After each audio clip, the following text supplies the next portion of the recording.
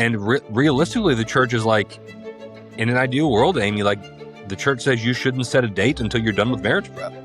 Really? Yeah, because you got that date hanging out and you paid your deposits and sent out all your stuff. And it's like, I can't call it off.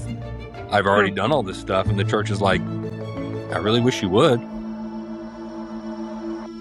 Welcome to the Ferris Love Podcast. Here we explore spiritual insights and practical strategies to help you cultivate a family life rooted in beautiful, self-giving love. Join us as we invite experts to share uplifting perspectives and actionable advice for navigating the joys and challenges of modern family dynamics.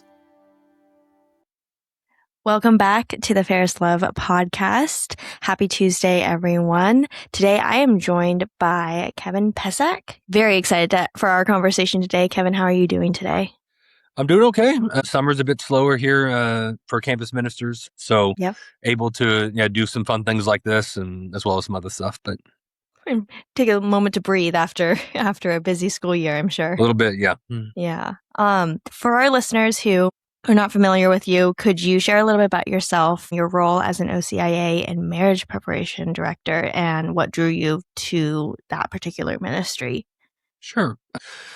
So I've been here at St. Mary's Catholic Center for 13 years. We are the campus ministry that serves Texas A&M University here in College Station, Texas, one of the largest public universities in the country. So we always like to needle our Notre Dame friends, and like A&M is more Catholic than Notre Dame. Like just by numbers, which is kind of crazy to think about. But so I've been here doing campus ministry. I've been doing OCIA and marriage prep for about the past 10 years. We have very robust programs in that area. We prepare about 50 couples annually for marriage, and these are all college students. Wow. And then we usually prepare about 400 students to receive sacraments throughout the year. So it keeps me very busy, but I'm kind of the sacraments guy on staff. And that's kind of how I started doing OCI, and then they're like, well, marriage is a sacrament too. And then I got put in charge of that too. So if you got sacraments, you got to come talk to me. That's great. And did you always want to do this, or did you kind of just, it was something that kind of God put you in the right place at the right time? I know I definitely wanted to do ministry when I graduated from college. Uh-huh. I know I wanted to do campus ministry. As far as OCIA and marriage prep, that was something that the Lord kind of placed in front of me when I was here. Yeah, our old OCI director had retired, and we were interviewing people, and we couldn't really find anyone. And I was like, I kind of want to do that, and started doing that. And then like, well, marriage is a second. And then I got stuck with marriage too. And, and it's been a huge blessing. I can't really imagine doing anything else. The Lord has been knows me better than I know myself, I think. He really does. That's great. So I kind of want to pivot and start into the meat of this episode, and we're talking about marriage specifically as it relates to family life and navigating those new relationships when either your child gets married or when the person listening themselves goes through marriage and has to navigate new relationships with in-laws and balancing all of that. Marriage doesn't just unite two people. It unites in two entirely new and different family systems with different histories and wounds and ways of doing things. And the first years of marriage often involve navigating relationships with in-laws and siblings and extended family. What does it look like to leave and cleave well based on your experience? I think it requires a lot of flexibility. It requires recognizing that the way your family did things wasn't right or wrong. But it was normal for you, right? And the way your in-laws do things necessarily isn't right or wrong, but it is different. Yeah. And there's going to be a period of adjustment that occurs when you and your spouse kind of find what your new normal is.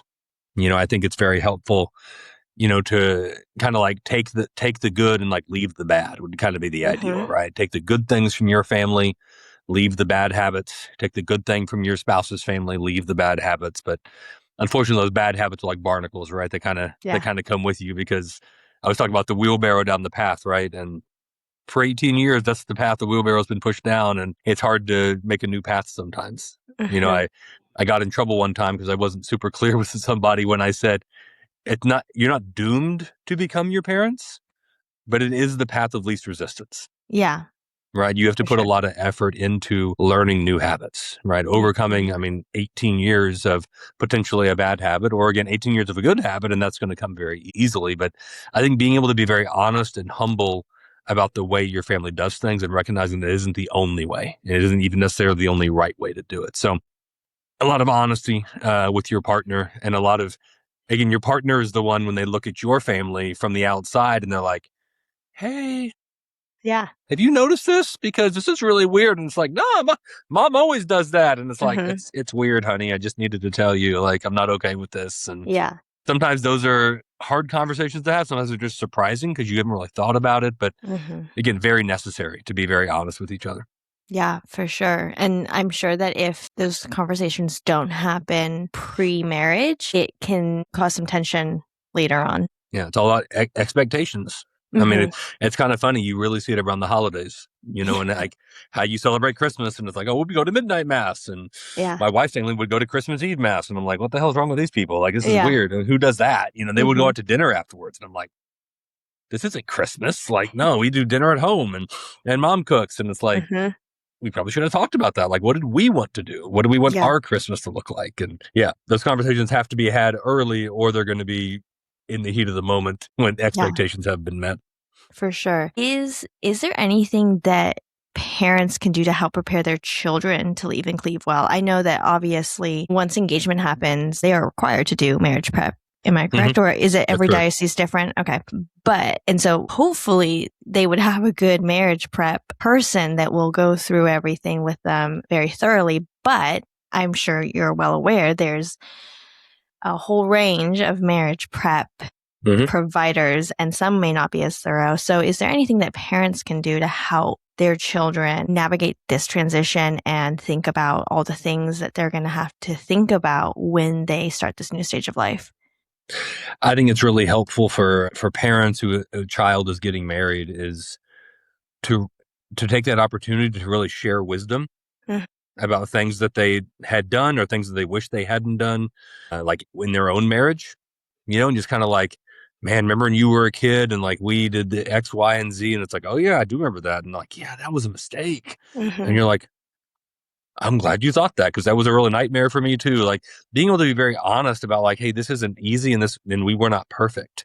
And to almost like give your child permission to like, hey, it can look differently for you. Yeah. We're not going to take it personally, right? If your wife decides to stay home and your mom worked, like that's not a judgment on us. Like if that's what you feel is best for your family, then that's okay, right? To really create a space so there's not any like, you have to do it like this, or obviously we are the best marriage ever, and why would you not, do the same things that we have done, to really kind of give permission for that, to really acknowledge like, oh yeah, we could have done a lot of things better. We could have done a lot of things differently. Here are some examples, by the way. We hope you don't make these same mistakes. So that kind of comes, instead of like a criticism from the child, comes from like a humility from the parents. I think can be really helpful. I mean, ideally, every engaged couple is going to have a sponsor couple as they go through marriage prep. And unfortunately, that's not the case in a lot of places. So even as parents, if your child is getting married and maybe your child is like, oh yeah, we're going to do a retreat at the church. And it's like, okay, that's good. It isn't ideal because the church desires accompaniment in marriage prep. So even for you as parents, if you were like, hey, we do not want to be your sponsor couple, but y'all should really find that. Or maybe some friends of ours would have done that before. Maybe you should meet with them. They won't tell us anything. Like to really encourage a space where your child can really share honestly. And that might not be with you as parents.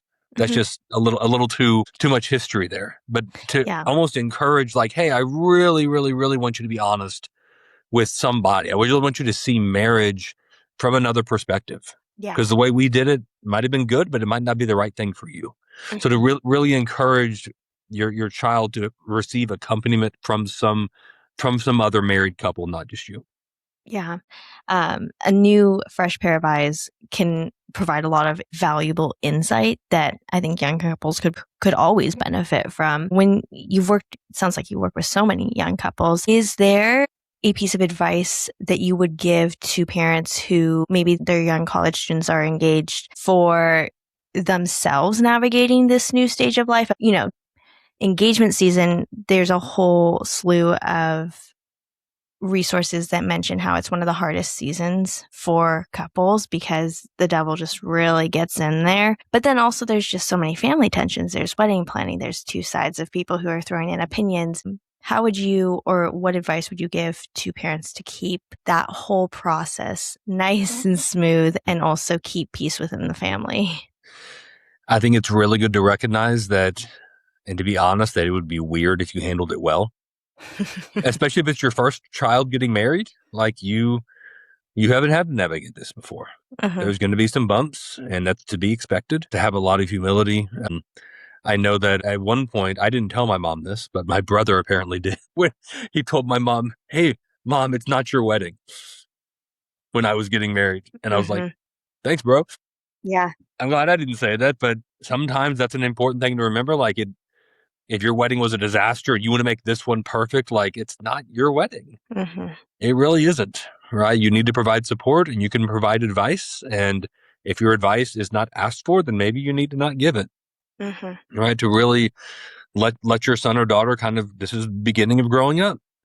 Yeah. This is your wedding. This is the rest of your life, right? At some point, like, okay, they're going to do it the way they want to do it. And it might not be the way you had done it. And it might not be the cheapest way or anything like that. But I don't know, to really kind of like let them plan their life. And again, that starts with the wedding. And so a lot of unconditional support. Not being afraid to share advice, but knowing that there's going to be a time and a place. For sure. And when we talk about this, we're talking about a couple. This actually transitions very nicely. We're talking about a couple that is well-formed in their faith, well-formed in their ability to make decisions. And it's just the bumps in the road as they transition. But given that you speak with so many couples, I'm sure that you have come across a couple who maybe you're not quite sure that they are ready for marriage, or as you talk with them, you're learning that, hey, maybe it's not the best time to get married just yet. So how would you recommend that families and parents best navigate a situation where their children aren't ready for marriage, but then chooses to proceed anyways?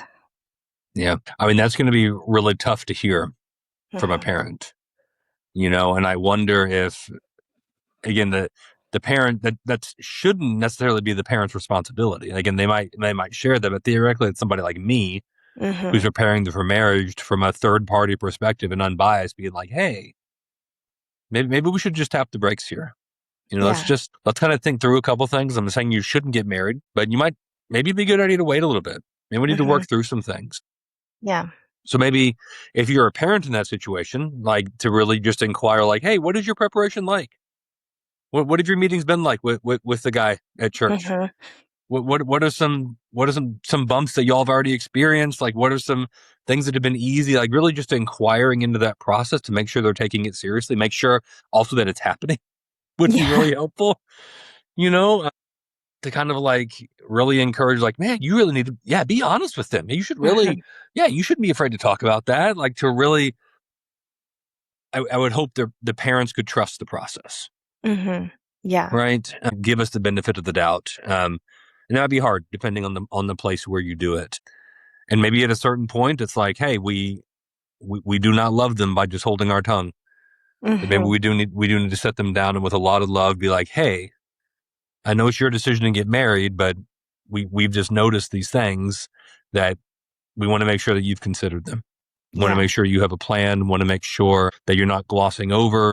And maybe at that point to share, like, these are things that we glossed over, X, Y, and Z, or we had some tough conversations about this, but we're really glad we did. And we want to make sure that y'all are having those conversations. So very much to kind of like pull from your own experience of like, I wish we had done X, Y, and Z. I wish we had taken advantage of our premarital counseling and really kind of opened up about our fears or our doubts or something like that. I don't know, it's at the end of the day, right? A parent cannot stop their child from getting married. They can't. They can object to it. At the end of the day, it's their decision, and that decision needs to be made in freedom. And even as a parent, if your recommendation or your advice is always couched in, I want to make sure you're freely doing this. I want to make sure, because again, if it's not free, it's not love. Yeah. Right? There has to be freedom, whether you feel pressured or scared or I don't want to talk about that because we might break up. Like, you need to be free with what you're feeling, with your doubts, with your insecurities. Like that could be something that a parent encourages of like, you really need to you need to bear it all to your potential spouse, to bear it all to the person that's walking with you in marriage prep. Like that's going to be just so important to not be afraid of, I don't know, honestly, not be afraid of having a fight or not being afraid of breaking up. Like we'd rather you break up before the wedding than after. Definitely. I tell my couples, I want you to have as many fights as possible during marriage prep, and not afterwards. I really want to help you have those hard conversations. I want you to be very honest with each other and not be afraid of tapping the brakes or pushing pause. So that's a very difficult line. For parents, but.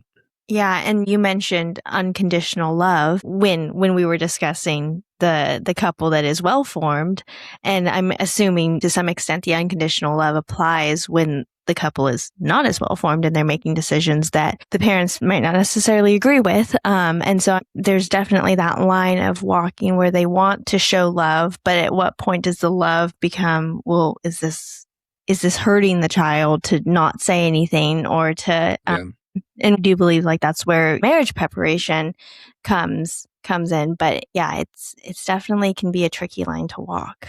Yeah, you can't shelter them from the truth. And maybe for a parent, it's being very clear, like, yes, I love you unconditionally, and unconditional love does not mean X, Y, and Z. Yeah. All right. If you're under some sort of impression that we're going to watch your kids because you both have to work whenever you get married, we need to let you know that, hey, that's not in our plan. Yeah. Right. Or we need to have the finances talk. And like, once you get married, like we are not going to be able to pay your rent. We're not going to be able to pay your phone bill. And really just laying out like with a lot of clarity and a lot of charity, like this is how we are prepared to support you. This is how we were supported. This is how we wished we were supported. But this is again, very practically like how you can expect our help. And I think for some people, like those conversations never get had and assumptions get made. Yeah. Like, well, surely mom and dad would, pay for this or pay for that, or surely they know that they're going to come home for Christmas, or surely they're going to do this. And it's like those expectations need to be made clear. Yeah. How soon do you think those conversations, depending on varying situations, how soon do you think those need to happen between the couple and then the couple and their both sets of parents when it comes to expectations? It's really unfortunate the way that our culture prepares for marriage, because I think for so many engaged couples, when they get engaged, they are finished discerning. Oh no, I proposed to that person. This is the person I want to marry. I thought about it and I want to marry them. That's why I proposed. Interesting. And that's very problematic because during the marriage prep process, you're going to discover a lot of things about your partner, a lot of things about what the church teaches about marriage. And realistically, the church is like, in an ideal world, Amy, like the church says you shouldn't set a date until you're done with marriage prep. Really? Yeah, because you got that date hanging out and you paid your deposits and sent out all your stuff. And it's like, I can't call it off. I've already done all this stuff. And the church is like, I really wish you would. Yeah.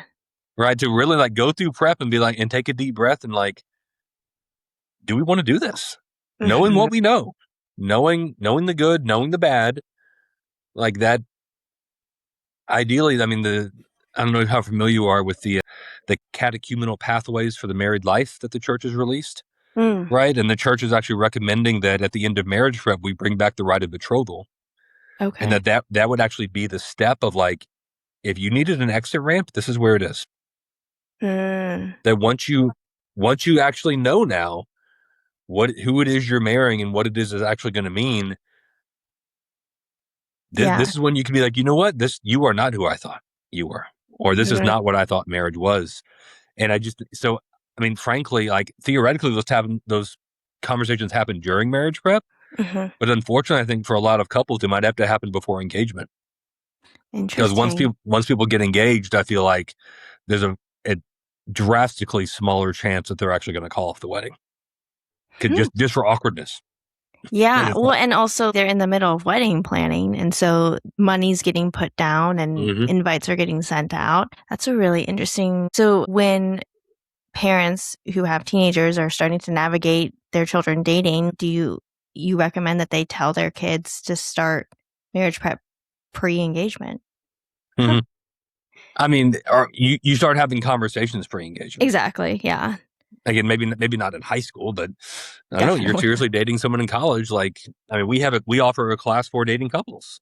Of like, hey, these are some things. It's like marriage prep light a little bit, but it's like you need to talk about these things before you get engaged. Yeah. You know.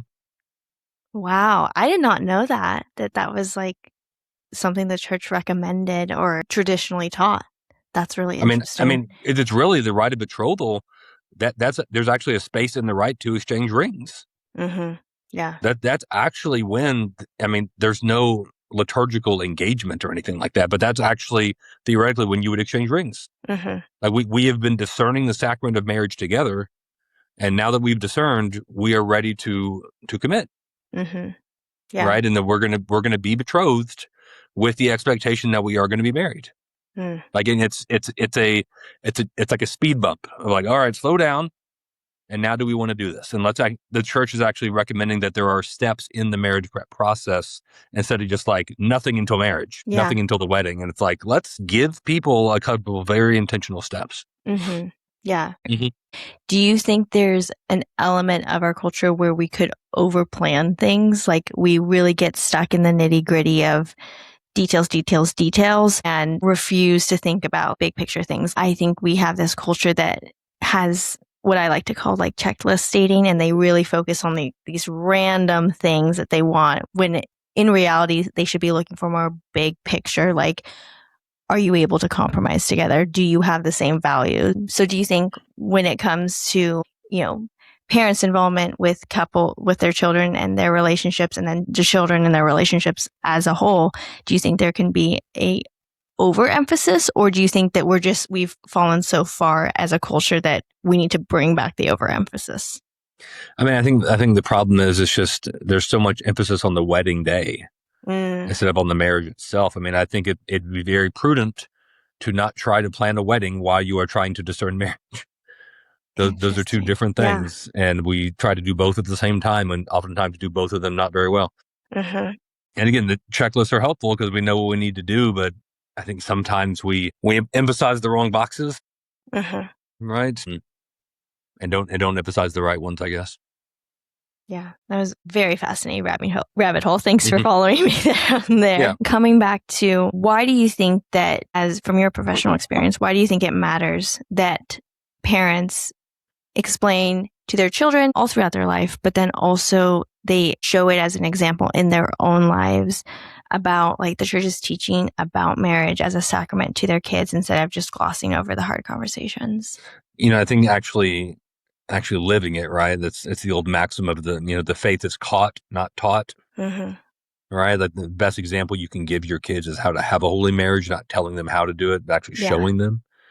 I think that's really powerful. Now, don't get me started on how much we fail as a church to communicate to people the basic requirements of marriage in the Catholic Church. And a lot of well-intentioned people get burned because no one ever told them that you need to do marriage prep, and you can't get married at the museum, and like those conversations need to be had.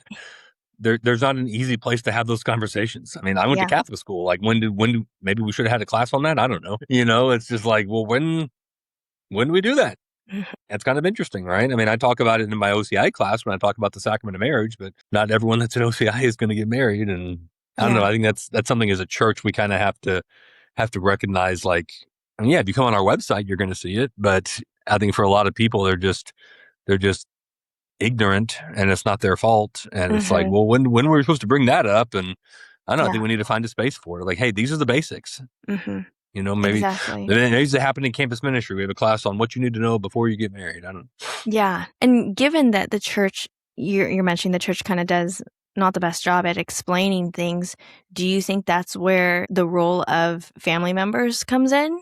When you have a sibling who is kind of just glossing over and you're checking, hey, what kind of marriage prep have you done? And they're like, oh, whatever. And you're thinking, wait, is that is it then your place to say something? I know I have a couple of friends who are in that position themselves, and they're listening to siblings' answers about how they're going through marriage prep, and they're like, wait a second. But they're worried about disrupting the family unity because, like you said, these kids, they're making these decisions, and you can share your opinion all you want, but at the end of the day, it's their decision, and they're going to make that decision. And so I think you have the family members that are too involved, and then you have the family members that kind of are worried but are scared about getting involved. Yeah, I think it's helpful to have the attitude that this engaged couple wants the same thing that I want for them. I want them to have a long, beautiful, loving marriage. That's what they want for themselves, right? That's what they want. I want that for them. And I sincerely believe that what I can share with them is going to help them do that. Right? That doing marriage prep through the church and following these rules are actually going to be really good. Yeah, it might be kind of annoying. It might be kind of hoop jumping, but this is actually the best thing for you. Yeah. And that's why I'm sharing it. Not because I think you're a sinner, not because I'm here to judge you or anything like that, but this is actually something I believe in my heart of hearts would be really good. Yeah. And I'm sorry that no one ever told you this. Or that it just wasn't done. And I'm sorry, but I'm going to tell you now while there's still time. And I will help you navigate this. I mean, one of my favorite Bishop Barron quotes is like, if you're going to lay the truth on somebody, you got to help them carry it. If you're going to say you need to do this and you need to do that, well, then you need to help them do it. So you can't just be like, yeah, you should do this or otherwise you're going to be in trouble. And they're like, who do I call? And it's like, well, that's your responsibility to actually help them. Or being upset that they're not doing something, but never having to explain to them why it's important that they do it. Yeah. I mean, I talk with so many couples that are like, living together or anything like that. And they're like, I don't know why it's wrong. And I'm like, well, that makes sense that you would do it then because you think it's a good thing. Yeah. And you think this is good for your relationship and you wanted to do a good thing for your relationship. I get that. I can see your good intention. I don't agree with the result, but I can work with the good intention. Yeah. There's so many mixed messages out there. And I think we as a culture have gotten so concerned with the idea of just being nice and letting people be happy. And we haven't quite yet figured out how to explain in love why someone might be doing something wrong and why it will hurt them. And just to propose an alternative. I mean, I can't tell you how many people I meet with and they're just like, I never thought about it that way before. Yeah, for sure. I just never thought about it. And I'm really glad you told me that because that really gives me something to think about. And yeah. That's great. This has been such an amazing conversation. It flew by, honestly, Kevin. Last question. For the parent or family member who is in the thick of maybe anything that we just talked about right now and maybe kind of working and navigating either grief with the idea that they're losing a child, or maybe there is some family disunity, or maybe their kids making decisions that they don't really support, but they want to try and just level everything now and keep the peace and keep the relationship like peaceful. What would you want them to hear, or what advice would you give them? I would encourage them to reflect on what they're thankful for and what they're thankful for about that relationship, about the good things that have resulted from it, being very vocal about that with the engaged couple. I think that's important. I think it's important to consider that the Lord's plan for them might be different than what you expect.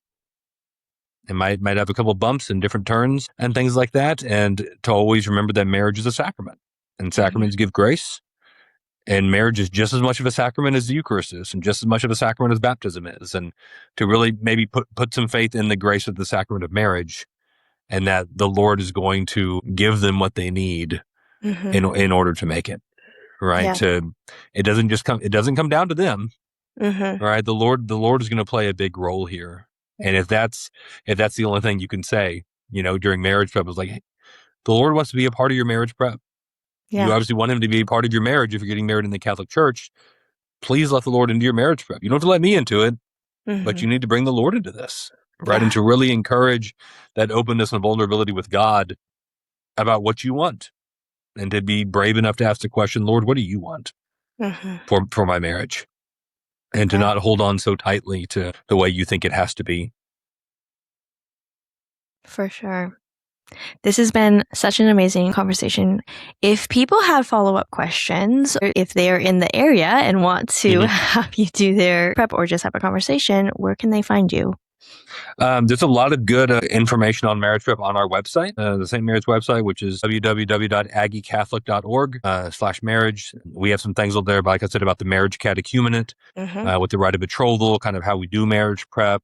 It's very accompaniment focused, and it's really designed for someone that doesn't really know and is kind of just curious and kind of on the edges. It's very readable. Can really help understand. So again, even if someone were to read that and like, I want my marriage prep to look like that, and that's what they go to their priest with, like, hey, Father, can we do these things? Yeah. Right. Like that would be great. I mean, my email's on the St. Mary's website. I'm happy to answer questions and share resources if people want that. Great. Amazing. And as always, thank you so much for listening to the podcast, everyone. We will see you next week. Thank you for listening to this episode of the Fairest Love podcast. In 2026, we continue to share the devotion to Mary, Mother of Fairest Love. If you like what you heard on today's show, please visit our website at fairestlovefamilyproject.org, where you can find additional podcasts and other resources for families. Be sure to also check us out on social media at Fairest Love Project. Thank you for listening, and we'll catch you on an episode soon.